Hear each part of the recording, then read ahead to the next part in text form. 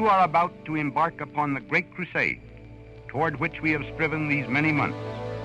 The eyes of the world are upon you. The hopes and prayers of liberty-loving people everywhere march with you. Your task will not be an easy one. Your enemy is well-trained, well-equipped, and battle-hardened. He will fight savagely. I have full confidence in your courage, devotion to duty, and skill in battle. We will accept nothing less than full victory. Good luck, and let us all beseech the blessing of Almighty God upon this great and noble undertaking.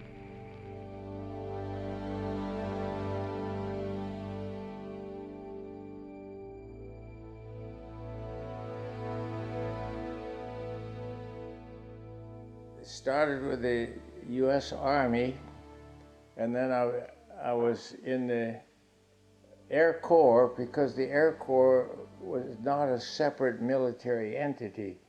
It was under the Army.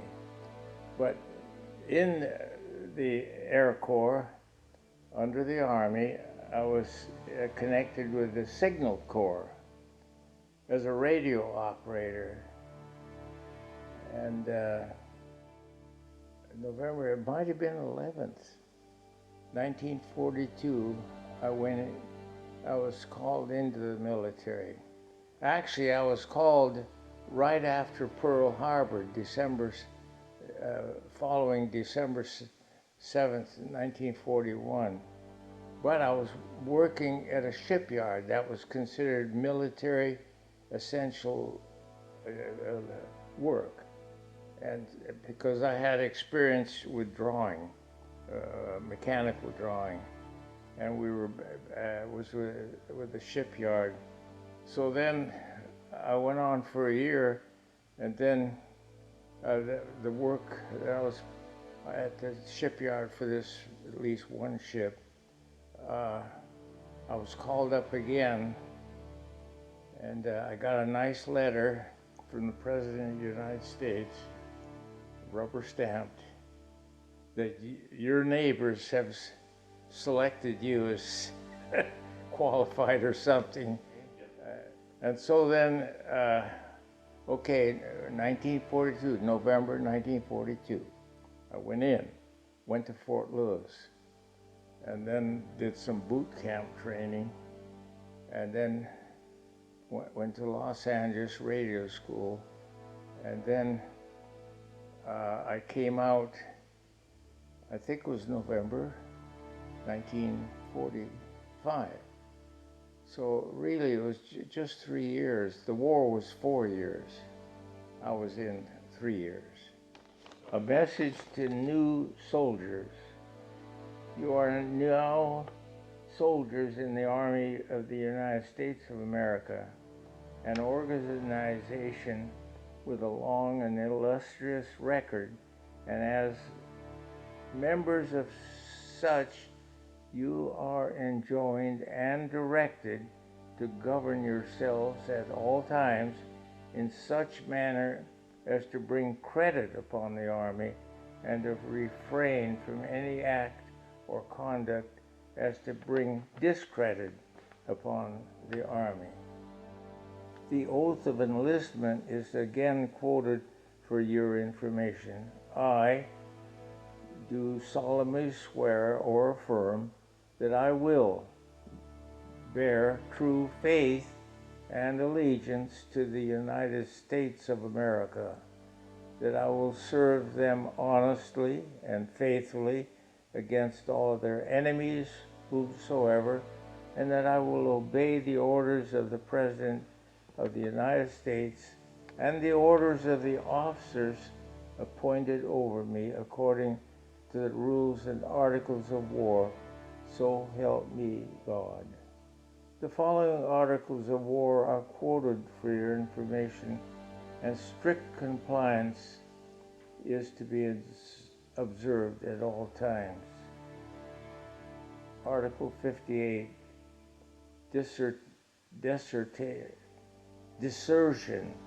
Any person subject to military law who deserts or attempts to desert the service of the United States shall, if the offense be committed in time of war, suffer death or such under punishment as a court-martial may direct. And if the offense be committed at any other time, any punishment excepting death that a court-martial may direct.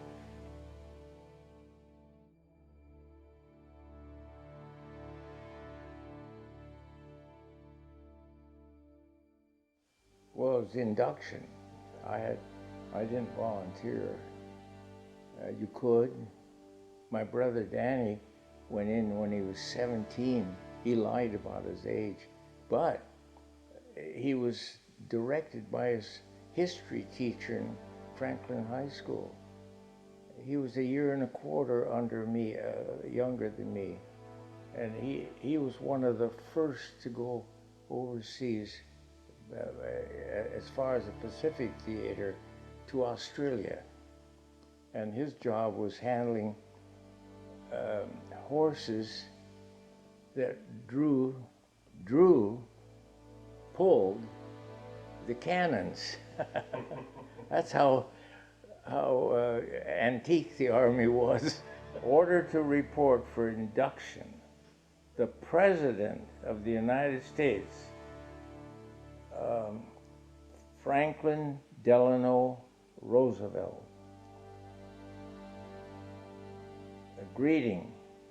Having submitted yourself to a local board composed of your neighbors for the purpose of determining your availability for training and service in the armed forces of the United States, you are hereby notified that you have now been selected for training and service in the Army. You will therefore report to the local board named above at 203 Coleman Building, First and Marion, at 7 a.m. on the 30th day of November 1942.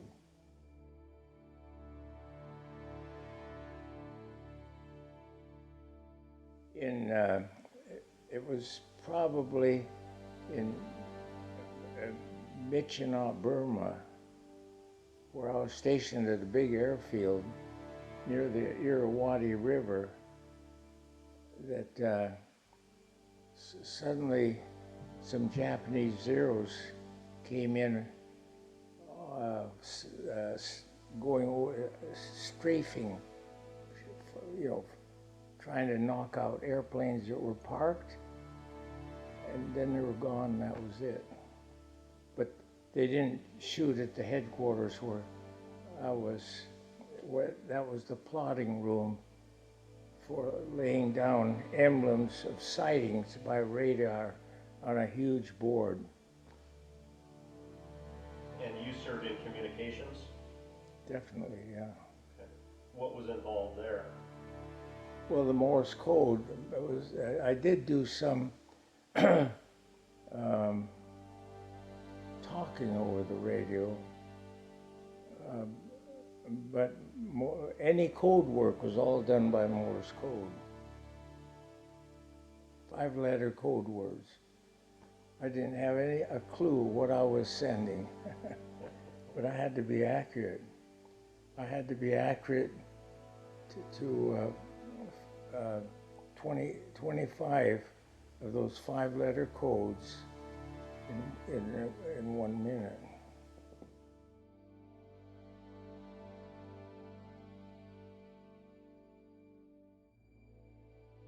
Boy, that's a huge field.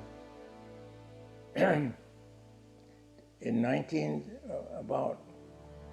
the middle of the Depression, the 30s, starting with 29 actually, and ending in 39, just 2 years before our entry into World War II. We heard over the radio this Sunday morning that Japan had invaded Pearl Harbor and shot out, disabled a number of sitting ducks, great ships, and thousands of men, and maybe some women on that fateful day.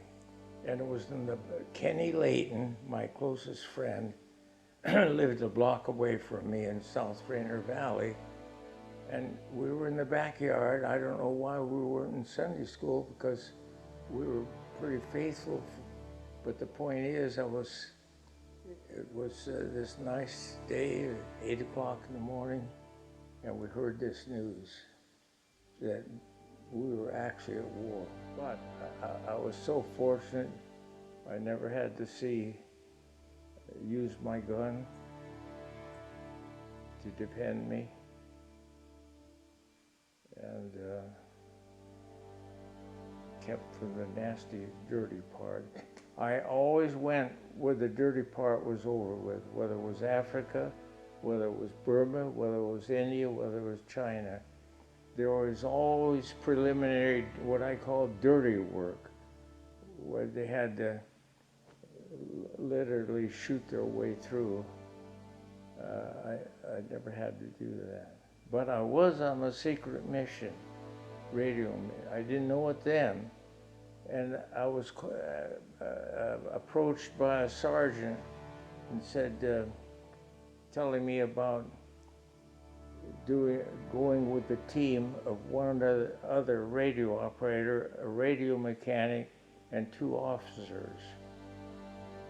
Hiking, I didn't know it then, but it was a 75-mile hike. And it took 5-6 days. It took 25 coolies to carry our radio equipment and other supplies. All that we carried was our rifle and our sleeping gear, and I carried this briefcase. So I was riding and so on. And the secret mission was to go on this 75-mile hike. I didn't know it was 75 miles then, but to provide radio support for enemy aircraft sightings, so that we could send up a military force to shoot them down out of the air. But the evening we got there, we set up our gear, 25-foot copper wire on 2 20-foot poles or so. And we tuned in BBC, British Broadcasting Company. The war's over. What? Yeah, the A-bomb has been dropped. What? I never heard of that. I knew something about the radar, but I didn't know about the A-bomb. And the A-bomb was dropped by B-29. We turned around and went home. So you never fulfilled the mission? If we had set up and started to send out Morse code, the fact is we could be triangulated. You know what I mean? How you triangulate. I'm here, and there's a direction here and a direction there. And boy, the Japanese could come and bomb us right out. So I figure I'm here now because of the dropping of the A-bomb, which in a way, while Nagasaki and the other city were devastated beyond belief, the fact is they would not give up otherwise. So they finally gave up. Well, when I was in India, I saw both poverty and a good measure of good living conditions. I met these missionaries, and that's what I was mostly interested in. I made connections with Christian soldiers get-togethers,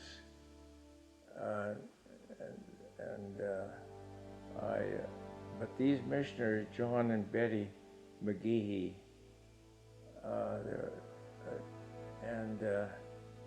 later he was taken prisoner by China. See, even after the war was over, China was kind of strange what they were doing, and they were becoming communist. So here they were, our allies against Japan, but then they became communist, and we were almost in another war. But, you know, Tom Brokaw, a big radio network announcer, commentator, he wrote a book called The Greatest Generation Ever. I never read the book, but we tended to feel that we were justified in being involved with the war, even more so than the soldiers for Korea and especially Vietnam. They were almost senseless wars. But we tried to protect, again, the big thing that was following World War II was the sudden movement of communism. China and Fidel Castro with the islands off the United States. And now it's not so much communism, but it's Christians being literally attacked by the religious, completely, you know, they claim to be children of God, but they're killers. Not Hindus, Muhammad. Now we're fighting a religious war, and those are nasty wars, very nasty.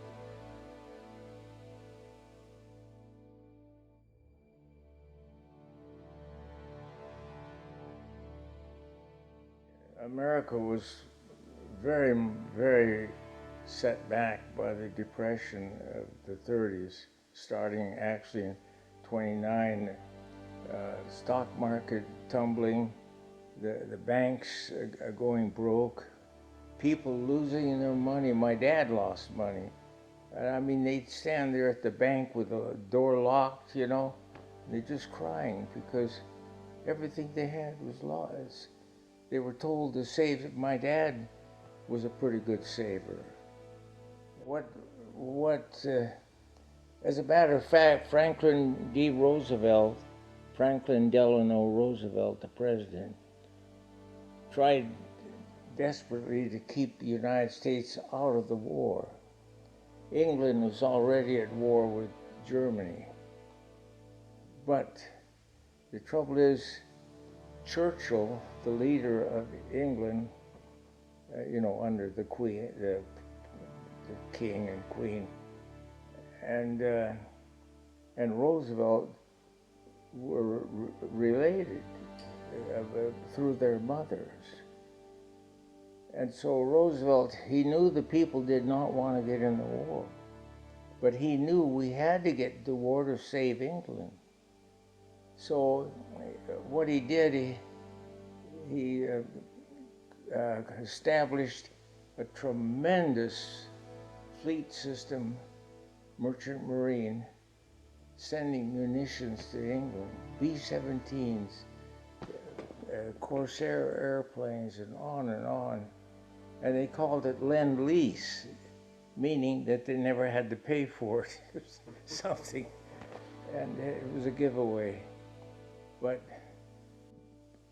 I think Make America Think is what Hitler was doing.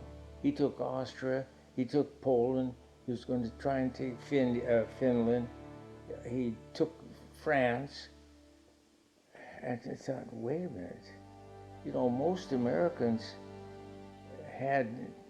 came from from Europe, and they knew that, you know, pretty soon they'd be under the rule of this madman, Hitler.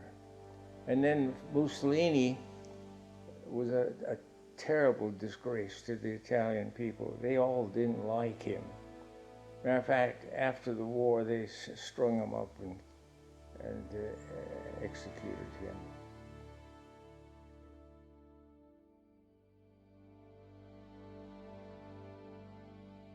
I was supposed to end the war. Yes, it was a kind of, at least we knew who our enemies were. It wasn't like Vietnam. I would have hated to be in that. Yeah, that was a terrible war. You couldn't find your enemy. And so they used defoliant to get rid of the leaves on trees so they could find the enemy and get them out. So this war was kind of a business. I'm thankful I wasn't in the trenches.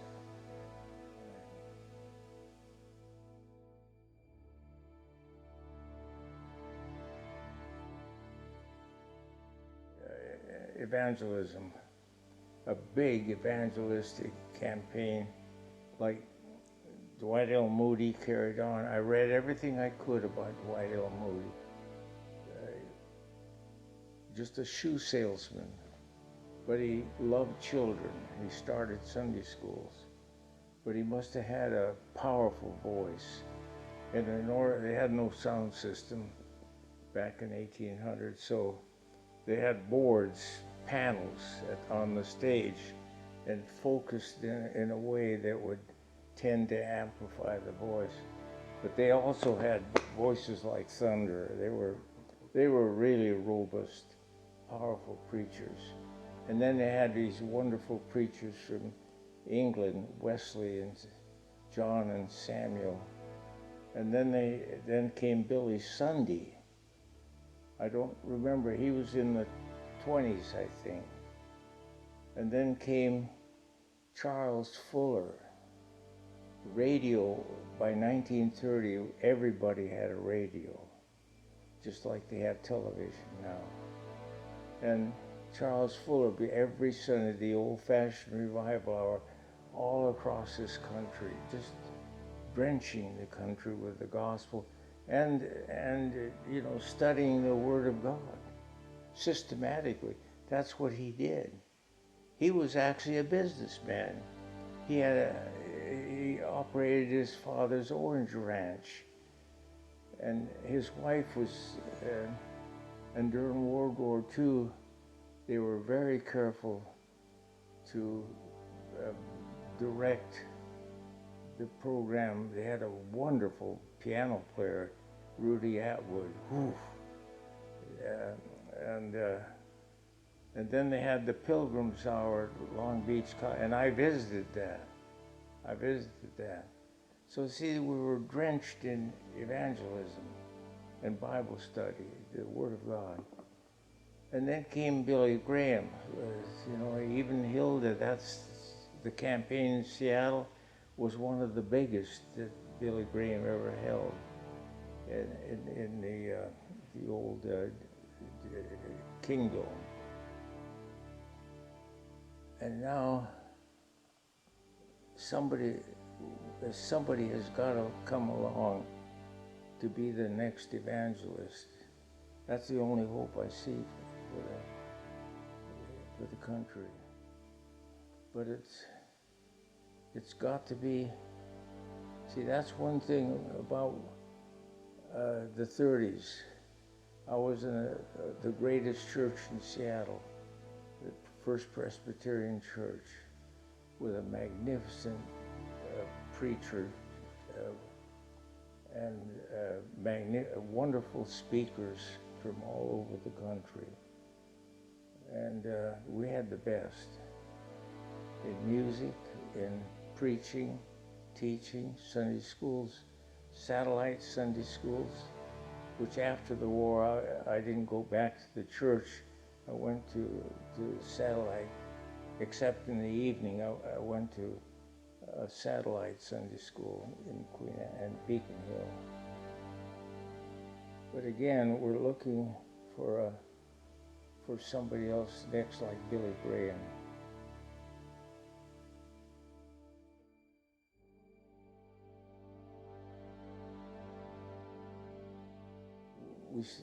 I worked for Jim Hawley.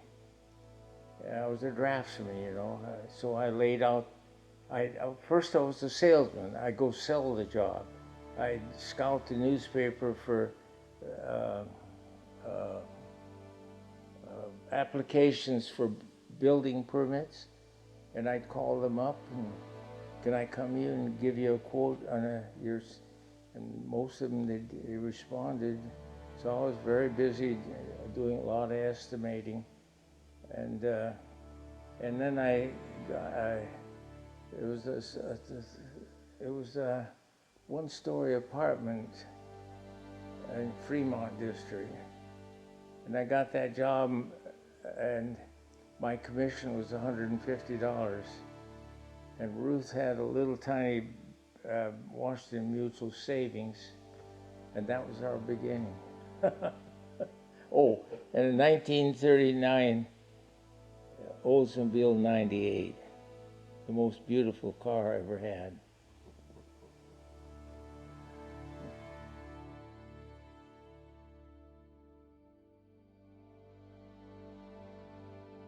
Well, first of all, finding a good wife. Yeah, no, I could never have sustained myself anymore. Yeah.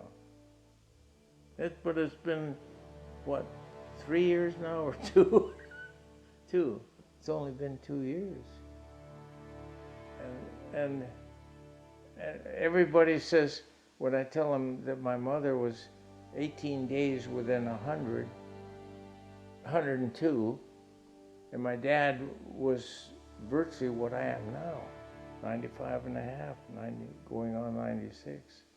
Oh, you got good genes. Okay, I got good genes.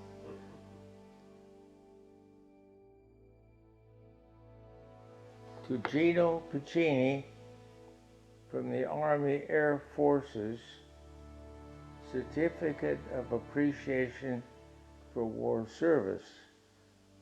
I cannot meet you personally to thank you for a job well done, nor can I hope to put in written words the great hope I have for your success in future life.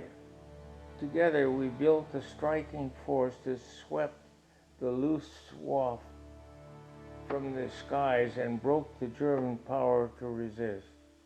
The total might of the striking force was then unleashed upon Japan, upon the Japanese. Although you no longer play an active military part, the contribution you made to the Air Forces was essential in making us the greatest team in the world. The ties that bind us under stress of combat must not be broken in peacetime. Together we shall share the responsibility for guarding our country in the air. We who stay will never forget the part you have played while in uniform. We know you will continue to play a comparable role as a civilian. As our ways part, let me wish you Godspeed and the best of luck on your road in life. Our gratitude and respect go with you. Signed by a Commanding General, Army Air Forces.